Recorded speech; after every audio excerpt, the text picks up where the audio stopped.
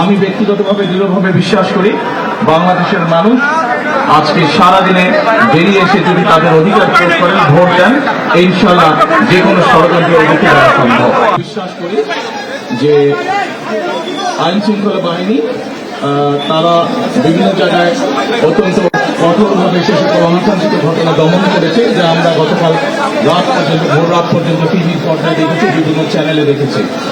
আমি ব্যক্তিগতভাবে দৃঢ়ভাবে বিশ্বাস করি বাংলাদেশের মানুষ আজকে সারাদিনে বেরিয়ে এসে যদি তাদের অধিকার প্রয়োগ করেন, ভোট দেন, ইনশাল্লাহ যে কোনো ষড়যন্ত্রের মুখে দেওয়া সম্ভব।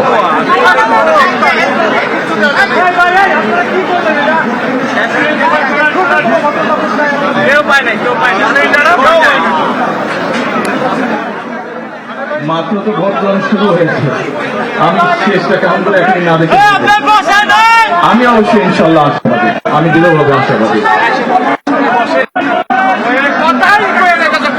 আমরা আগেও বলেছি, আমরা জয়লাভ করলে সবচেয়ে বেশি যেটা আমাদের কাছে প্রাধান্য পাবে সেটি হচ্ছে দেশের আইন শৃঙ্খলা পরিস্থিতির উন্নয়ন, যাতে মানুষ নিরাপদ বোধ করে, সমগ্র দেশে সাধারণ মানুষ যাতে নিরাপদ বোধ করে, এটি হচ্ছে আমাদের সবচেয়ে বেশি প্রায়োরিটি।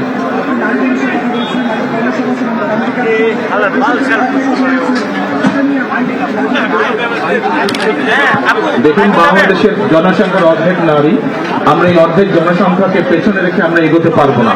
কাজে আমরা আমাদের ম্যানিফেস্টো সহ বিভিন্ন সময় যেগুলো বলেছি, নারীদেরকে মূল্যায়ন করার জন্য, নারীদেরকে এম্পাওয়ার্ড করার জন্য আমরা ইনশাআল্লাহ সরকার গঠনে সক্ষম হলে প্রথম দিন থেকে আমরা এই বিষয়ে কাজ শুরু করবো ইনশাআল্লাহ।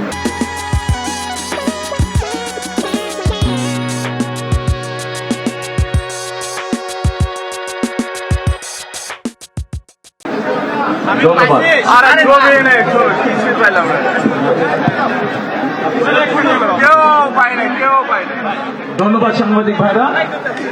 আমরা আপনাদের কাছে প্রত্যাশা করব যে আমরা সকলে মিলে যাতে একটি নতুন গণতন্ত্রের সূচনা করতে পারি বাংলাদেশে, যেটা মানুষের বহু দিনের প্রত্যাশা। সকলে ভালো থাকবেন, ইনশাল্লাহ সুস্থ থাকবেন। আসসালামু আলাইকুম।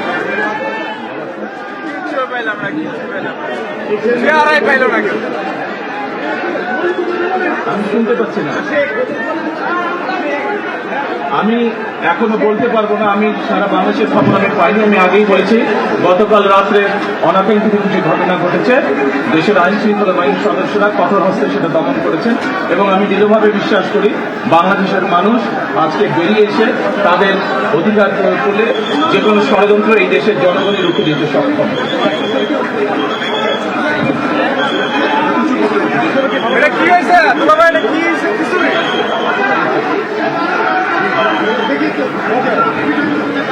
সবাই করো